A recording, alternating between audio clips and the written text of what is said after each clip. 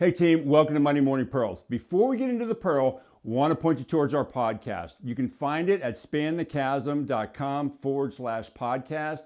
Podcast series built by conversations with expert senior sales leaders, key success habits, things teams are doing well, areas where they've made mistakes that we can all learn from. The whole point of this is to help you sell better today. Now on to the pearl.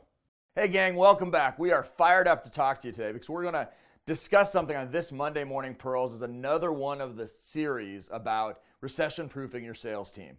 And so this one's it's for sales leaders. I think salespeople can look at this too. But really at the end of the day, we want to talk to you about something that is not getting a lot of play per se. And that is, what are the latent enemies? What are the things that are not just, hey, the sales process, hey, the calendar, hey, the number? But what are the types of things that can get in the way? So I guess I'd ask you, why is this even important? This is always important, but I think hyper important in a time when things are going to contract a little bit, because human behavior, when we get under stress, we kind of go away from the executive function of our brain and we start moving back towards the primal survival things. And we start sometimes doing some things that are a little weird and might seem counterintuitive. So the thing here is, you're a salesperson or you're a sales leader, and imagine how it feels like when you or your team, you're like, I know this isn't the right thing to do, or I know they know the right thing to do, and they're not doing it. This just seems really weird. So we just want to kind of highlight some things when you see that, or maybe we can be proactive about it so that it never shows up at all. Yeah, that makes a lot of sense, because I've seen that in my time as a sales leader, as a business owner, et cetera. So just kick it off here. Talk to me about what is an example of that? One of them is sloth. That's one of the 7 deadly sins, right? And it's the only one we're going to bring into this conversation. But sometimes when things get hard, people will unnaturally slow down or back away things. They'll get a little lazy. They'll start sharpening their pencils. They'll move things from the left side of the desk to the right side of the desk. They will start doing some things that seem very counterintuitive because they got this kind of laziness or lack of focus that sets in because they're getting in this panic mode, right? And that is... It sounds crazy, but I've seen it play out many, many times. Yeah, it's funny how that ties to kind of what I was thinking, right? It's a sloth. We're getting a little bit lazy about things. But then all of a sudden we're afraid because things aren't going our way. Yeah. We got lazy, so we're not taking advantage of the things we can, and now we're afraid. And I'll tell you that even in this time where we're having pretty good economic expansion, I've seen it in companies where if there's that fear can even set in with things like just significant product updates or lack of updates, right? Lack of service updates or changes that are happening within that seem to be kind of stray a little bit. But at the end of the day, the root of fear is what? Concerned about my own, my world, right? Yep. Right? What's going to happen to me and my family? So a guy who he's worked for me a couple times over the last 20 years, said something to me 20-ish years ago that I still believe, and I think it fits in perfectly here. And that he said, look, Ken, I go to work for Brad, Amy, and my kids first, and I work for the company next. So us as leaders, we can't lose the sight that people are still human, and that's how their fear will set in during a time of uncertainty.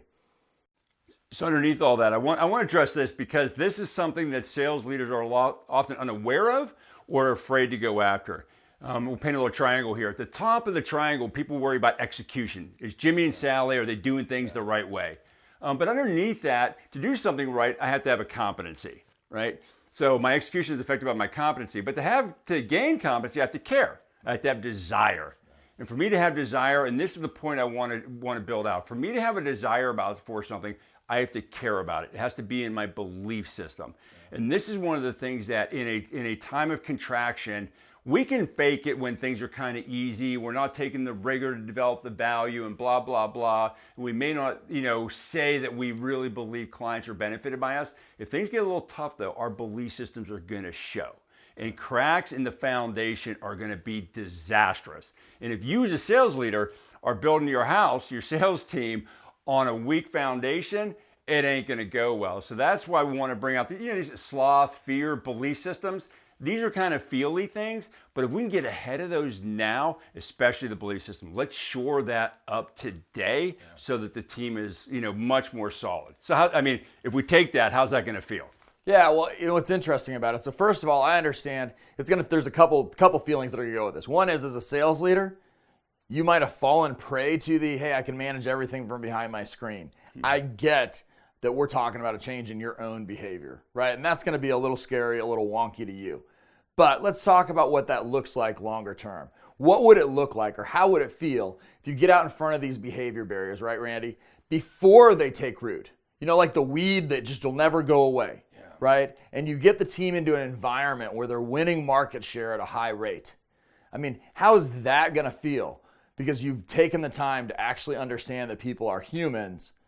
I mean, that's going to put you in a position where all throughout your career, you'll be able to call those people who are on that team. They won't even ask you what the job is, what the company is, or what the pay rate is. They'll follow you to the end of the earth. I mean, imagine it'd be like, we take sloth and we activate that, turn that into action. We take fear, we turn that into courage. And then we shore up that foundation. It's like on bedrock granite. In a time when things are shaky, you're going to be standing tall and strong. Yeah, that's awesome. Look, these are things that matter. From a sales leader's perspective, these matter today, right? Whether you have a recession in 3 months or whether we have a recession in 3 years, we know economic cycles come.